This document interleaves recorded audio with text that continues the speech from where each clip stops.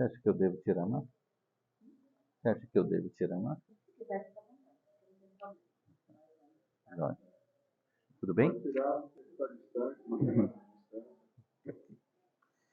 Então, olá, boa noite a todos e a todas, né? Boa noite aí aos internautas que nos acompanham.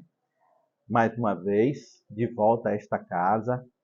Me sinto muito honrado de poder estar aqui. Sempre que venho aqui, fico muito feliz em revê-los depois de tanto tempo. Não é tanto tempo assim, mas ficamos afastados aí por alguns momentos. Voltamos a nos reencontrar. E hoje aqui para falar de um tema, né? Causa e efeito. Um tema bastante falado no Espiritismo e da lei de causa e efeito, né? Do que nós podemos retratar a partir dessa lei que nos é tanto compulsória, né? Compulsória no sentido de que nós somos o que pensamos e o que pensamos é o que fazemos, agimos, construímos realidades. Nós somos esse espírito pensante construído a partir de um pensamento.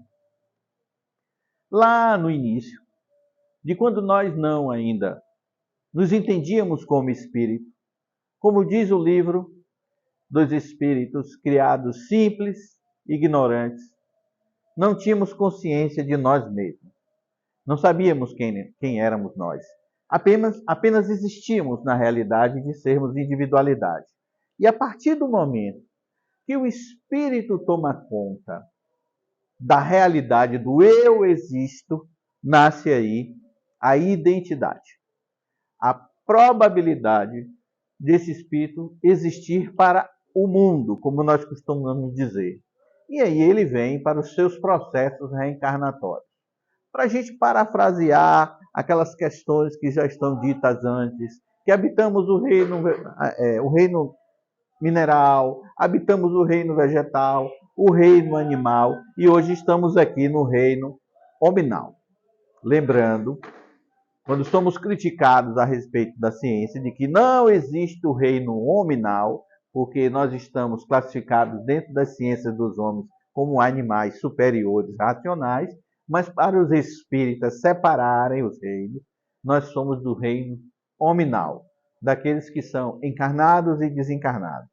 E a lei de causa e efeito tem uma implicação direta sobre nós, sobre isso que somos. Para vocês terem uma ideia, um espírito que é criado, a partir do momento que ele habita as hordas de evolução e cria o eu pessoal, e ele passa a conviver com a ideia dele existir, mesmo que antes tenha a existência da criação, ele só passa a ter consciência da existência dele, ele vem habitar no mundo a partir de uma primeira razão simples. Ele vem como uma implicação da realidade reencarnatória de uma forma muito simples. Normalmente nós costumamos comparar com os aborígenes, os indígenas, pessoas que vivem numa simplicidade. E até hoje, em pleno século XXI, no mundo inteiro, nós vamos encontrar esses seres, homens encarnados, espíritos encarnados, vivendo uma vida muito simples, vivendo as coisas comuns da natureza.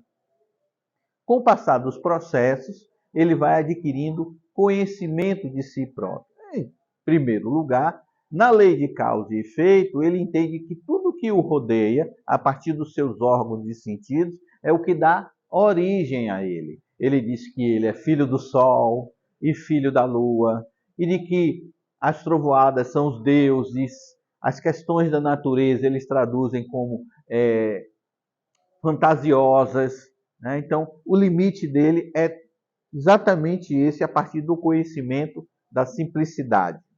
E depois dos processos reencarnatórios, ele passa a ter experiências no mundo encarnado, por ora no mundo espiritual, por ora no mundo encarnado, e ele vai entendendo os caminhos. E aí ele vai concluindo as etapas como uma criança em evolução de mundo espiritual. Mas nós, que estamos aqui hoje, somos tocados pela fé raciocinante. A fé raciocinada que o Espiritismo nos traz como veículo de evolução. Claro que nós temos várias formas de colocar a fé. Essa nossa fé varia da implicação íntima, pessoal, de nós todos termos a centelha divina. A ideia de o divino existir para nós. E que é Deus. E para outras religiões o próprio Jesus é Deus. Mas a ideia existe para todos. Desde aquele mais simples, o índio lá, aborígene, que ainda considera os astros e as intempéries da natureza como ações dos deuses, ainda assim é Deus falando dentro de nós. E nós aqui, espíritos, com a nossa fé raciocinada, construímos a ideia de que somos espíritos vivendo uma realidade humana. Isso já nos conforta em saber da nossa eternidade. Criado pelo Pai, que é eterno, nos dá a ideia de eternidade. Nos conforta a ideia de que não temos mais a limitação da vida após a morte, e sim a vida após a vida. Somos esse caminhante, né? Vale a redundância, somos aquela questão de estarmos sempre retornando ao início. Nessa redundância, nós nos colocamos à disposição de uma evolução, mesmo contra a nossa vontade. Então, a lei de causa e efeito trata principalmente do processo reencarnatório. Nós podemos resumir isso tudo na ideia do que nós pensamos, agimos e trazemos para a nossa responsabilidade, apesar de alguns ainda não terem noção dos seus atos, a ideia de que estamos vivendo uma lei de causa e efeito. Brincar aqui com minha amiga Rosa, né? Rosa lembra de nossas reencarnações passadas lá, que matávamos em nome de Deus, né? Nós infligíamos a ideia de Deus, do divino.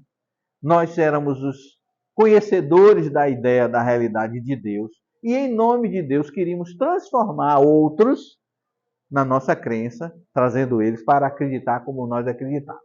Então, nós vamos ver na história da civilização humana as vertentes de brigas, de busca pelo poder, inclusive em nome de Deus. E até hoje, nós ainda, em pleno século XXI, temos outros, né, cristãos brigando, né, na cristandade, porque eles comparam quem é que tem mais fé, quem é que tem menos fé, de como a fé se processa, e aí dá-se como religiões. O Espiritismo ele é pautado num tripé da filosofia espírita, da ideia do pensamento livre, aberto. Você pode construir um pensamento dentro do Espiritismo a respeito da sua fé, de como você constrói, alicerçado pelo que a doutrina já coloca como filosófico. A ideia de reencarnação, por exemplo, já é uma ideia filosófica de que nós temos vida após a vida. Alguns vêm, adentram a nossa doutrina e não conseguem ainda consolidar exatamente a ideia de estarmos vivendo vidas após vidas. A ideia de reencarnação ainda fica duvidosa, mas é natural. Às vezes é muito novo para certas essências que ainda na caminhada evolutiva se misturam entre nós espíritos que já temos essa fé consolidada. Isso é confortante sempre. É uma coisa que, principalmente para nós espíritas, estar pensando de que a vida é uma continuidade nos traduz de que a nossa força para estarmos vivendo a realidade de espírito, porque ainda na carne somos colocados num esquecimento. Eu, pelo menos, não lembro de fato de minhas vidas passadas, mas eu acredito nas minhas vidas passadas. E tenho trazido das vidas passadas isso que eu sou para esta vida. Eu diria, os meus talentos e as minhas propensões à continuidade do aprendizado, que nós poderíamos chamar de defeitos. Mas não seriam os defeitos, porque nós estamos no aprender, nós estamos no processo de construção do saber.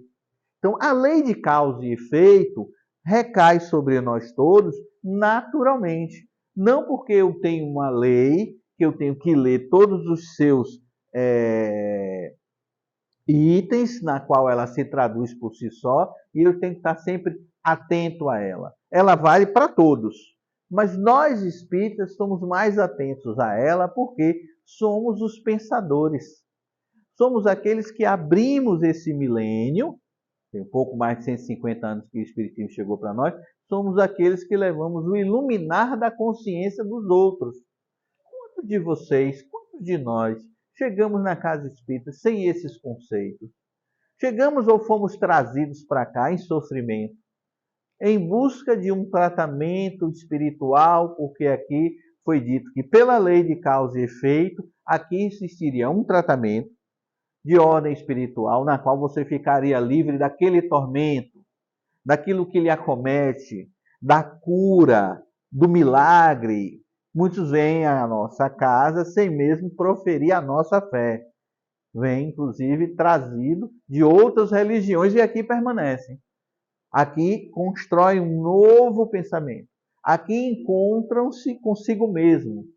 Ninguém que está aqui falando para vocês é alguém que foi escolhido pelo divino ou porque está togado como juiz da verdade. Eu não tenho todo o saber, mas eu me considero um estudioso. Por quê? Porque a doutrina já nos prega desde muito que nós devemos orar e vigiar, mas devemos orar e instruir-vos.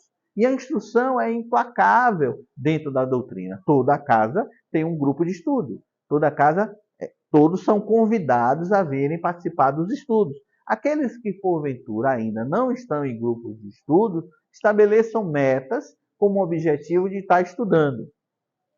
Sem esse instruir, você não caminha, porque você fica preso apenas no que nós vamos chamar uma crença limitante, porque não promulga em você a vontade de perguntar, de entender, de inquirir, de ter certeza.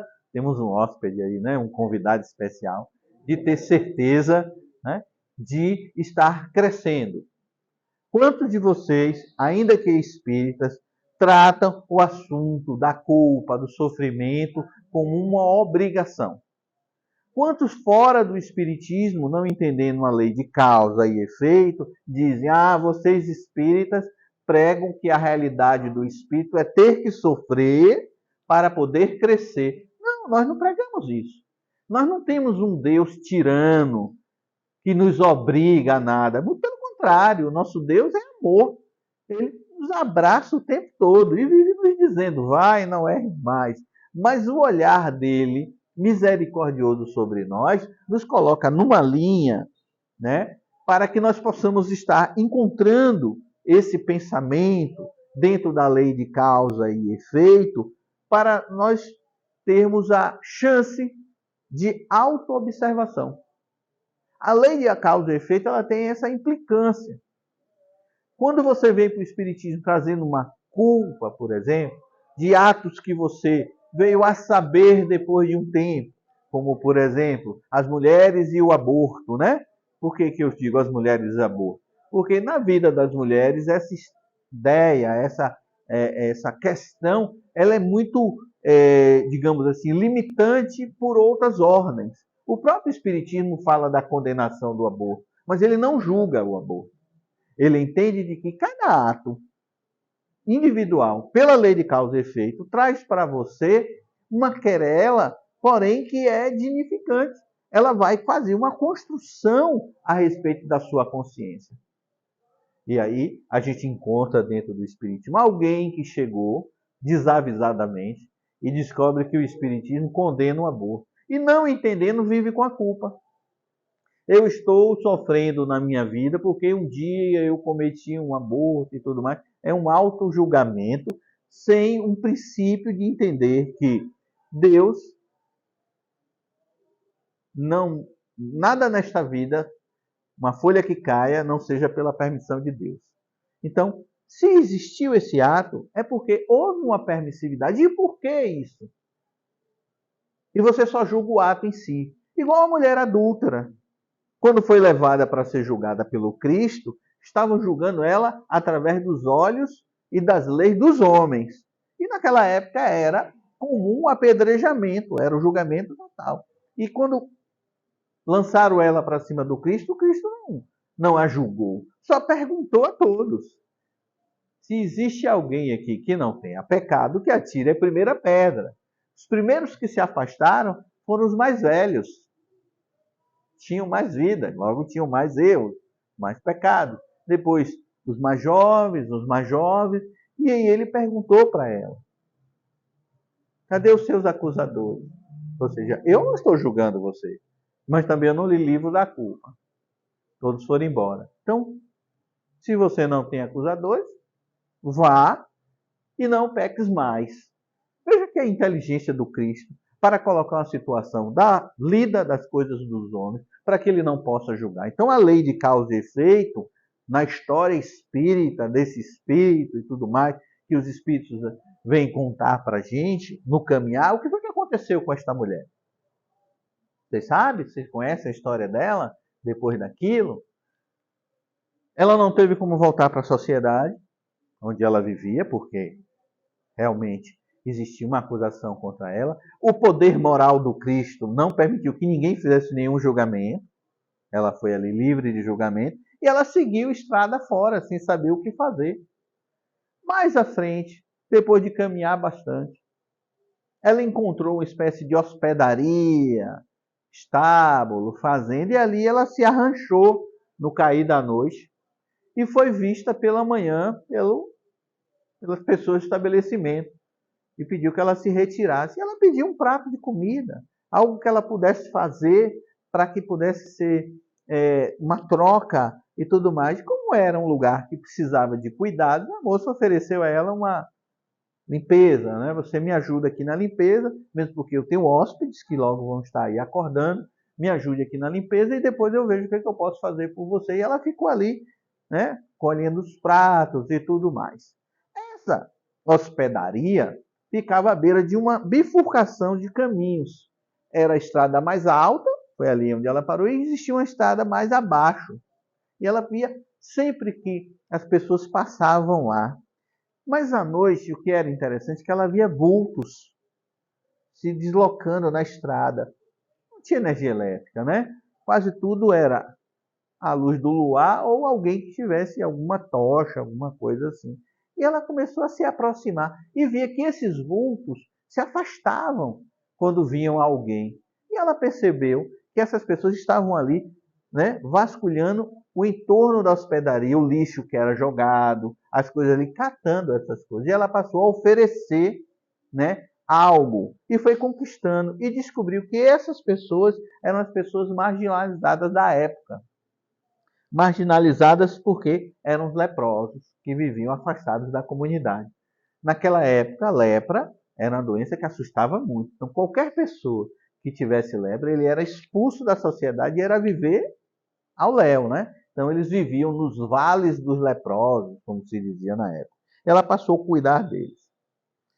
Bom, no decorrer da ajuda, ela foi ficando e ela praticamente se tornou uma trabalhadora dessa hospedaria. E em um determinado momento, ela foi atender uma pessoa, né, que estava ali transitando ao final do dia com fome e tudo mais, e ela o reconheceu. Ele já estava cego pela lepra, né? Já estava bastante alterado o seu corpo físico, né? Ele estava com suas ataduras e tudo mais. Era aquele que fez com ela o conluio da traição. Aquele que na época ela era muito jovem, né? Conquistou o coração dela e fez com ele a traição. Era aquele que fazia parte dos seus acusadores, que no momento quando a traição foi comprovada, ele primeiro apontou para ela, né? Ou seja, machismo total, né? Eu não tenho nada com isso, né? Eu estou aqui, mas não tenho nada com isso. E todos foram para ela, né? E deu no que deu. Ela cuidou dele, não se identificou, teve amor por ele, né? E ele só blasfemava. E a maior blasfêmia dele foi de que ele procurou ajuda e não foi ajudado. E que procurou a ajuda do Cristo e o Cristo não o curou como curou outros leprosos. Que é aquela outra história de que alguns leprosos o Cristo curou. Uns caminharam e outros não se curaram. Porque tem que ter o merecimento. Aí a gente vai entender a lei de causa e efeito. É assim até hoje, em pleno século XXI, algumas doenças que nos acompanham, como o câncer, são doenças que a gente costuma dizer no Espiritismo, doenças da alma, doenças das nossas culpas, doenças dos nossos remorsos, doenças daquilo que nós não conseguimos tratar na nossa consciência, que nos acompanha, inclusive, de vidas passadas. Fala-se muito que o câncer, ele nasce antes no perispírito para depois acontecer no corpo físico. Para vocês verem que a lei de causa e efeito nos acompanha desde sempre, mas que nos impulsiona no julgamento de nós mesmos. A lei de causa e efeito, diferentemente de outras religiões, não é para tornar Deus um tirano. Você não sofre porque Deus quer que você sofra. O sofrimento está atrelado à sua condição de pensar como espírito. E nós temos o quê? O Evangelho para seguir. Nós temos as leis morais, a lei de causa e efeito, a lei de sociedade, a lei do progresso, a lei de reprodução. São leis que estão escritas aí no nosso Pentateuco para nos impulsionar. Mas a maior delas é a lei do amor. A lei que o Cristo nos coloca para estar amando ao próximo como a si mesmo. E como é difícil amar ao próximo. Como é difícil eu me desprender dos meus valores para amar a todos como o Cristo amou. Quando eu era bem pequeno, eu não cresci muito, mas a idade avançou. Eu lembro que a gente, quando tinha nossas questões, lá na época da evangelização, a nossa evangelizadora falava assim, quando você tiver dúvida, lembre o que é que o Cristo faria para você fazer igual. E lembre também, amar como Jesus amou. E a gente ficava imaginando como é que Jesus amaria, o que o Cristo faria. Que é uma divisão do pensamento do Cristo, amar ao próximo como assim, para as crianças entenderem que era a lei do amor. E a gente já começa a tratar nossas crianças no sentido de ame a todos, independente de qualquer custo. Mas elas vão convivendo conosco, os adultos, e vão adquirindo os maus hábitos que nós trazemos, inclusive de outras vidas. Por isso que a necessidade reencarnatória, que nós possamos estar, vivenciando os processos naturais de estar na carne, estar no mundo espiritual. Eu estava lendo aqui sobre a lei de causa e efeito e estava falando aqui, viver na erraticidade, né? E a palavra erraticidade para muitos, soa como algo que é errado, algo que é fora de aprovação, E não tem nada a ver uma coisa com a outra. A origem da palavra da erraticidade é a mesma coisa que dizer viver no mundo espiritual, viver uma outra vida em um outro lugar, de uma outra forma. E os espíritos se lançam muito de usar viver na erraticidade para traduzir essa realidade de nós quando estamos na espiritualidade, no mundo espiritual. Então, o texto nos traduz assim, de que quando você está na erraticidade, você adquire uma outra consciência, podendo até lembrar da sua vida pregressa, que é essa aqui. Quando nós desencarnamos, nesse primeiro momento, nós somos nós mesmos no mundo espiritual.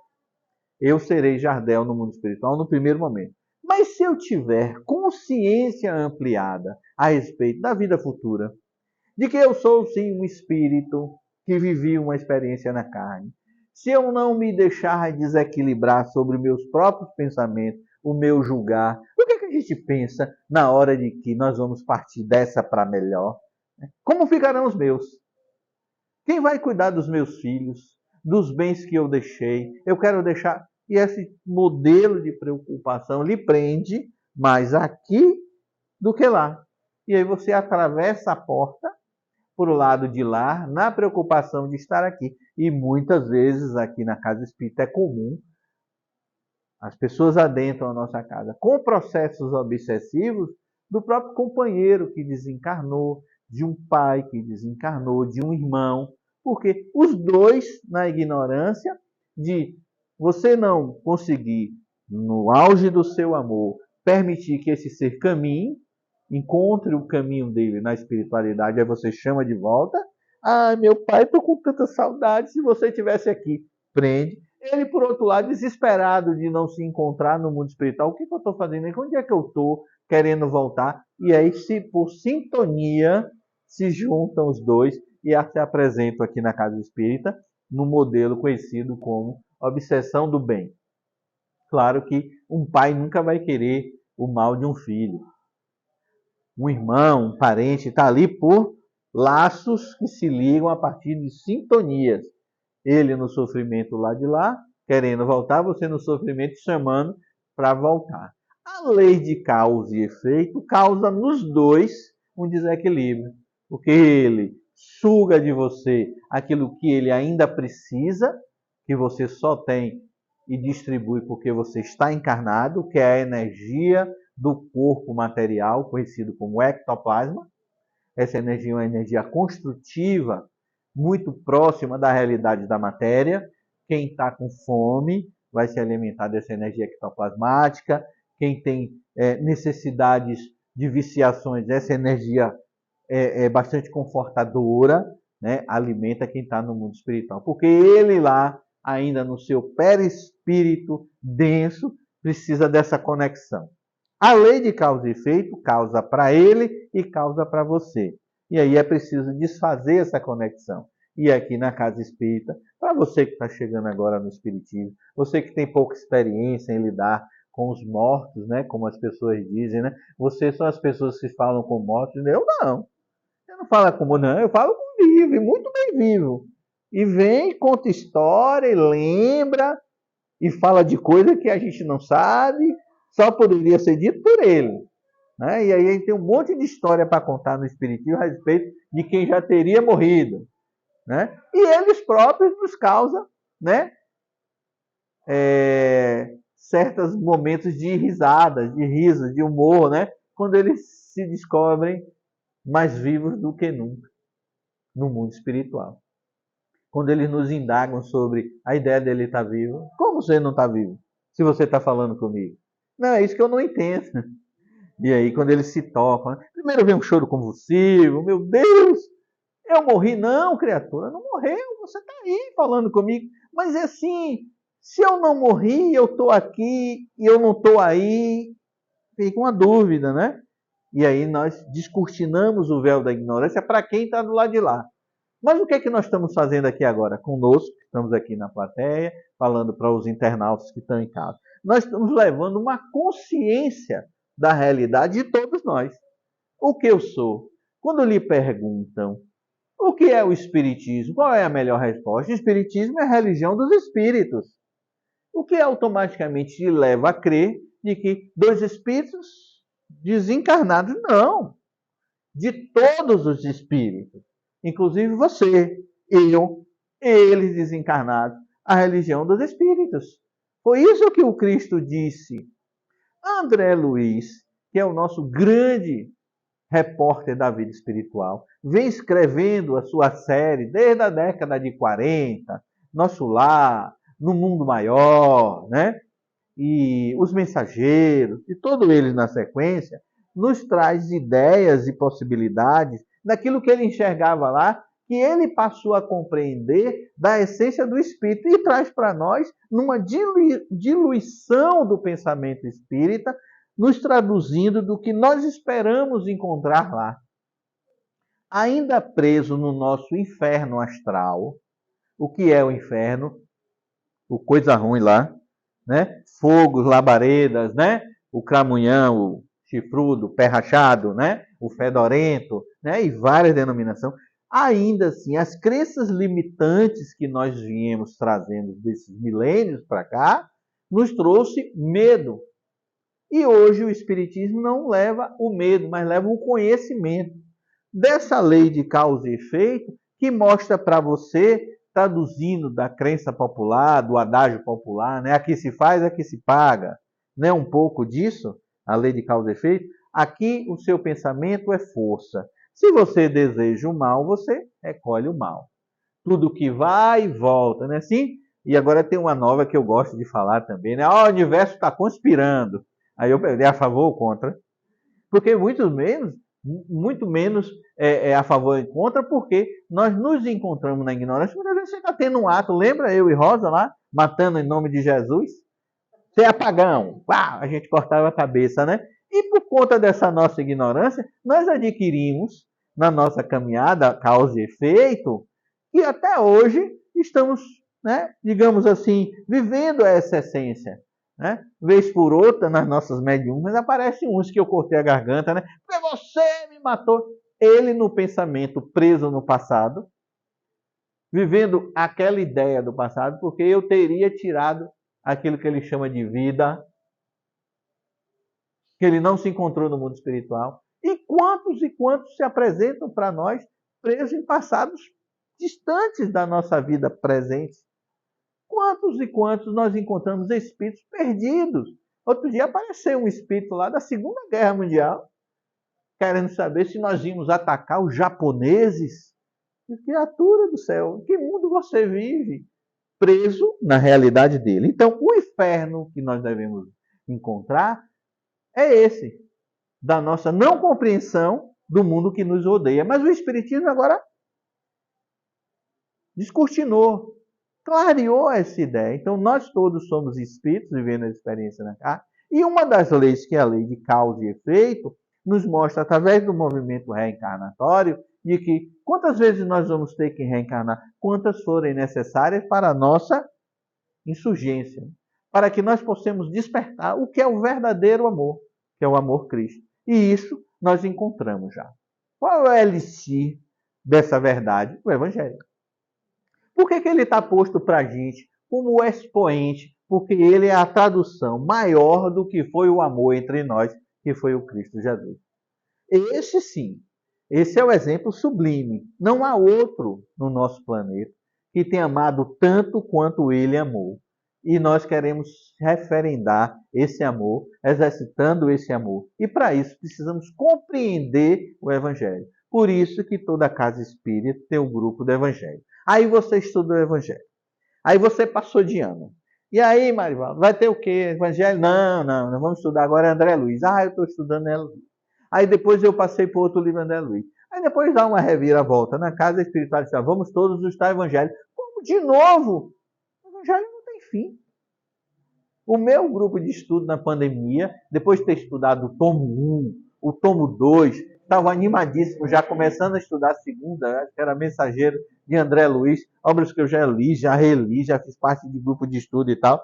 Foi uma revolta, porque o espírito que nos guia lá na casa, o irmão Jerônimo, que é o nosso mentor espiritual lá através de irmã Bernadette, disse assim, olha, diante da pandemia, de tanto sofrimento, né, vamos todos os grupos de estudo parar aí, vamos voltar a estudar Evangelho. Aí foi choro e ranger de dente, como se fosse uma regressão. Gente, o Evangelho é tudo. O Evangelho é o carro guia de tudo aí, é a estrada asfaltada do caminho reto para a porta estreita. É onde nós vamos. Não queriam compreender. Achavam que era atraso, porque o Evangelho é para quem está chegando. Claro que na nossa casa espírita, quem está chegando é confortado, consolado com o Evangelho do Cristo. Vem em sofrimento, você não sabe de que lado veio, se é católico, se é evangélico, se é candomblezeiro, né? Se é ubandista. A gente acolhe a todo mundo. Ele nem pergunta de onde você veio. Está em sofrimento, entre na nossa casa. E ele é acolhido. Mas qual é o entendimento que ele tem a respeito da vida futura? Qual é o entendimento que ele tem do próprio Cristo? Ou então ele traz o entendimento da Bíblia, da religião que ele veio, com equívocos de crenças limitantes. Que a gente precisa desconstruir isso. Trazer para ele uma relação dessa fé agora raciocinada, para que ele não fique preso a nada, que ele tenha o livre-arbítrio do pensar, através da lei de causa e efeito. Você pensa e você constrói o seu pensamento. Se você pensa no bem, o bem lhe favorece. Muitas vezes, e é a maioria das vezes, quando nós nos dizemos felizes, nós somos mais felizes pelas nossas posses. O carro que eu consegui comprar, ou o carro que eu consegui trocar por um mais novo, a casa que eu consegui comprar, sair do aluguel, aí eu comprei a casa, agora eu troquei por uma mais nova. Aí eu saí do bairro que eu achava que não me favorecia, fui morar no bairro que eu achei que eu deveria estar morando. Tá? Não conquista do mundo que nos cerca, né? Mas nós não conseguimos sempre elevar o nosso pensamento para dizer que isso foi um merecimento nosso, pela graça de Deus. Porque se não fosse um esforço pessoal, o que isso poderia haver? E vira, muitas vezes, um tormento na nossa vida. Porque às vezes nós estamos vivendo numa comunidade onde nós estamos ali inseridos para sermos, né, a candeia no alto do alqueire. Mas você se distancia e a porta larga se abre e você abraça, né, aquela vida feliz da opulência através do enriquecimento e tal, e abandona a sua origem e você não é aceito lá onde você está, porque você é diferentinho, né? A gente de vez em quando tem uma novela aí falando do novo rico, né? Já passaram aí muitos personagens de novela, que a mulher era pobre e ficou rica, né? Tem uma, cada mergulho é um flash, né? Então, assim, lidar com essas coisas. Ou então a gente vê uma realidade. Não lembra não, né? Você não era nascido não, né? Eu sei porque me contaram, né? Então nós vamos viver outra realidade também, que é pessoas que passaram no reality, por exemplo, que ganham os seus prêmios milionários e hoje vem contar a história que perdeu tudo. Nós, quando nos julgamos sabedores da realidade, jogamos para Deus, para o Cristo, a respeito da equiparação da felicidade, né? Seria bom que Deus dividisse toda a fortuna do mundo, né? Igualmente para todo mundo. Ele mesmo responde lá no livro, né? Não daria muito certo, porque a intelectualidade de uns faria com que esses capitais fossem novamente transferidos para aqueles. Como a gente sabe que pela lei de causa e efeito isso é uma prova, prova para quem não tem, né? Então você, criatura, que nunca tem dinheiro, você que atola o pé no cartão de crédito e depois fica preocupado, meu Deus do céu, foi o que eu fiz? Né? Você precisa ter um controle pessoal das questões que você assume. Isso é uma prova, não saber ter um controle financeiro da sua vida. Né? E isso está aliado a quê? A soberba. Você botou o bracinho aonde não alcançava, porque o vizinho fez, e se ele pode fazer, eu faço também. E aí você está se comparando dentro da comunidade que você vive, dentro daquele meio que é o seu meio. Você está querendo sempre parecer com os outros, né? E aí eu entro pela rede social. Rede social só tem gente bonita, gente, rindo. Você não imagina o que está por trás daquilo, né? E eu, como psicólogo, você sabe que eu sou psicólogo, as pessoas adentram o meu consultório lá e a realidade é muito outra. E aí me perguntam, né? Você tem Instagram? Você tem WhatsApp? Tá? E eu fico vendo as fotos. Meu Deus, vem aqui, a realidade é outra. Senta aqui na minha frente. Mas isso que está aqui na foto é outra, todo mundo feliz lá e tal, né? E fico olhando assim, gente, vive fora da realidade. A lei de causa e efeito ajusta isso tudo, né? Quando não é por amor, é como, Alda? Pela dor. Tem alguém aqui que pediu para vir no centro espírita porque estava feliz, alegre? Levante a mão aí. Hein? Né? Olha, Rosa aqui, ó. Estava aqui felicíssima, veio aqui feliz no momento, né? Aí tá, eu vim e tal. Mas nós todos, tirando Rosa aqui, viemos no sofrimento. Um sofrimento que é causado por uma incompreensão. De quem? De nós mesmos. Eu não me vi espírito. As coisas do mundo eram o que me interessava.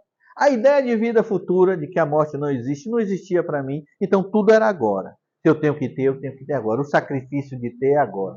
O sacrifício de trabalhar muito e querer tanto uma coisa, aí eu gastei todo o meu salário, comprei um celular novo, o ladrão veio e levou. Olha o sofrimento. Você está sofrendo porque o ladrão levou. Não. Você não queria que eu sofresse, não? Foi com tanto sacrifício por um bem material. Ele botou um revólver na minha cara. Que bom que você está vivo. Né? E aí a gente não se dá conta das benesses que nós somos sempre tendo colocados pelo merecimento que nós temos. Mas de vez em quando aparece um carocinho aqui, uma dorzinha diferente, né? E apareceu uma dor neste corpo, a lei de causa e efeito logo aperta a mente, né? Vou morrer. Claro que você vai morrer, eu também vou morrer, todo mundo vai morrer. Tem alguém que quer imortal? Enquanto material? Né? Ao pó retornarás. Mas a consciência de que eu estou de passagem nesse planeta, neste mundo, neste orbe terrestre, na consciência das vidas que nós estamos levando uma após outra, uns vão antes dos outros. E nós vamos vendo os nossos companheiros, amigos, indo, partindo, até julgamos quando alguém que é mais novo do que a gente, né, pegou o carro primeiro, oh, era tão novo, né? E quando a gente vai adquirindo certa idade, a gente fica pensando, né? Na nossa hora, aí dá um medinho, né? Dá um apertozinho na mão. Quando é que vai acontecer? E é por isso que a gente constrói a ideia de se trabalhar causa e efeito, para que nós possamos chegar muito melhor do outro lado. Melhor do que estamos agora, do que estávamos ontem, do que vamos estar amanhã, criando consciência da vida futura. Então, foi mais ou menos isso que eu preparei hoje. Eu poderia ter explorado melhor sobre a lei. Falar um pouco sobre a lei de causa e efeito, né? Mas isso vocês podem ter acesso, basta que você vá buscar o que é a lei de causa e efeito. Mas eu queria trazer uma configuração do nosso cotidiano, daquilo que eu tenho aquele companheiro que eu me apaixonei um dia, que eu jurei amores mil, até que a morte os separe, né? E de repente a minha vida virou um inferno. A companheira, o companheiro, né? E aí você fica se perguntando, ó Deus, por que eu? Por que eu? E aí Deus responde, é um companheiro de outras jornadas, criatura. Vocês precisam estar juntos. Você tem os filhos que você tem desse casamento que por hora já não são mais num equilíbrio perfeito. Você fica se perguntando, esses filhos são realmente filhos de quem? Porque não parece que saiu dentro de mim, só vivem aprontando, só vivem no desequilíbrio. E você sempre a luz que ilumina todos eles, com a palavra de compreensão, com o ajuizamento da questão que precisa ser ajustada, com a sua perfeição moral naquilo que tange você ser o exemplo para todos eles. E aí vai ajustando. Vai ser nesta vida, pela lei de causa e efeito, que todos vão se ajustar? Não. Tudo é devagar, porque você, né, ainda vive as suas intempéries, os processos internos, eu não mereço, eu poderia ter conseguido coisa melhor. E alguns, ó, chuta o balde, abandona, não quero isso para mim, eu tenho direito de ser feliz, e aí vai buscar outras ordens. Será que esse é o melhor caminho? Você está livre daquele que te acompanha de vidas passadas? Então, André Luiz, em Um Mundo Maior, coloca um processo reencarnatório, né? De uma combinação de vidas passadas que se tornaram inimigos. No mundo espiritual, há um ajuste nisso, eles passam a ter uma certa tolerância. Por quê? Porque eles precisavam resgatar um espírito que era muito mais intolerante aos dois na vida que estava por vir. Esse espírito ia reencarnar através dele. Então, primeiro eles tiveram que se encontrar no mundo material, e foi um encontro até relativamente difícil, né? Porque o conhecimento e a aproximação não trouxe de pronto assim, uma relação amorosa, sem apenas um conhecimento. Depois se enamoraram, como acontece com a gente, né? Eu fui encontrar essa criatura aonde, de que lugar? E aí, traços da sua vida reencarnatória, você começa a pensar que são coincidências. E as coincidências são traçadas lá no seu processo reencarnatório. E aí você fica nesse julgamento. E aí vem esses filhos, esses reencarnantes, que são verdadeiros algozes, às vezes, da vida, né?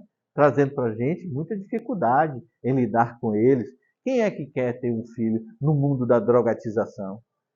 Você dei educação, eu dei exemplos, fiz tudo que eu podia fazer e agora está aí.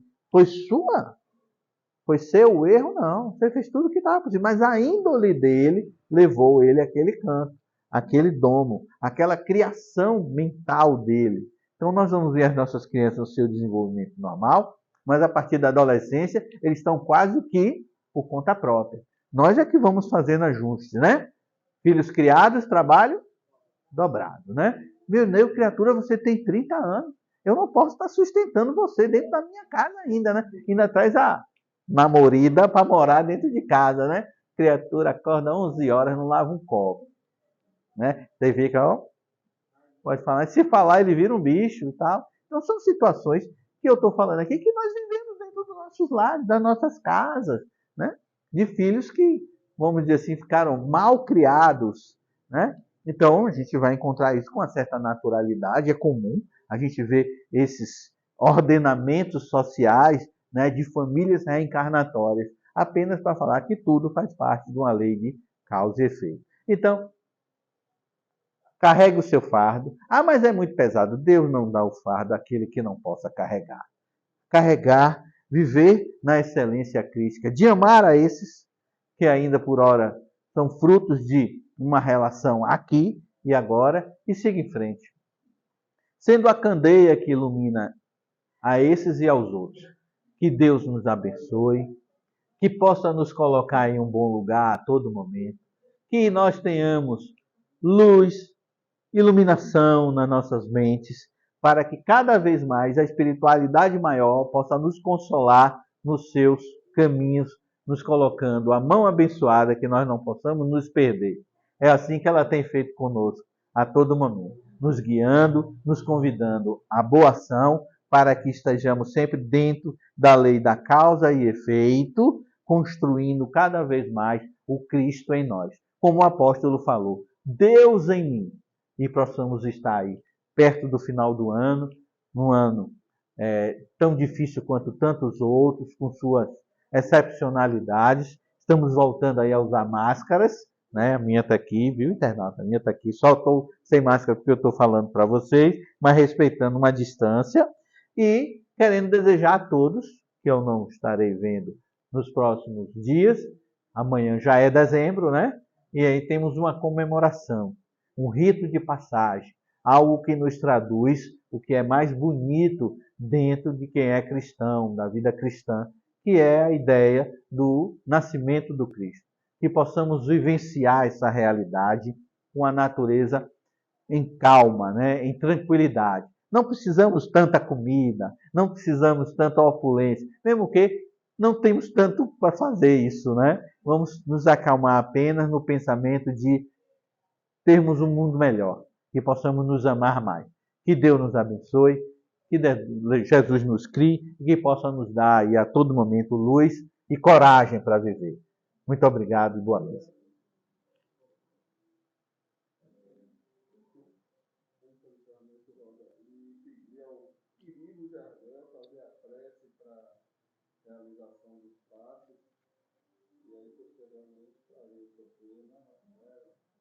Passe coletivo?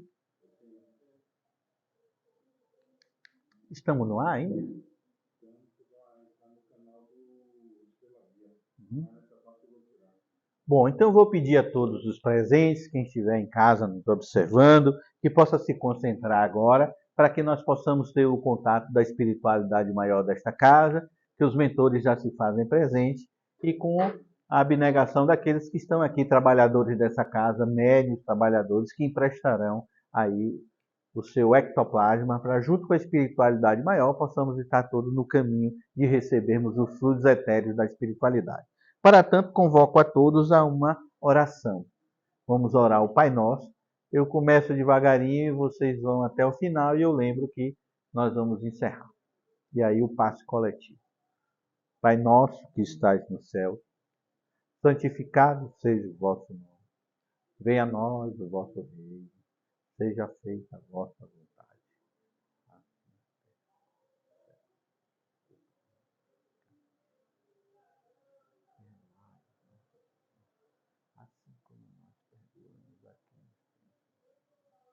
Não nos deixeis cair em novas tentações. Livrai-nos do mal, Senhor, que assim seja. Vamos agradecer aos nossos mentores, aos médios da casa, que nos emprestam seus fluidos etéreos, e vamos estar conscientes do que somos. Tenhamos uma semana tranquila,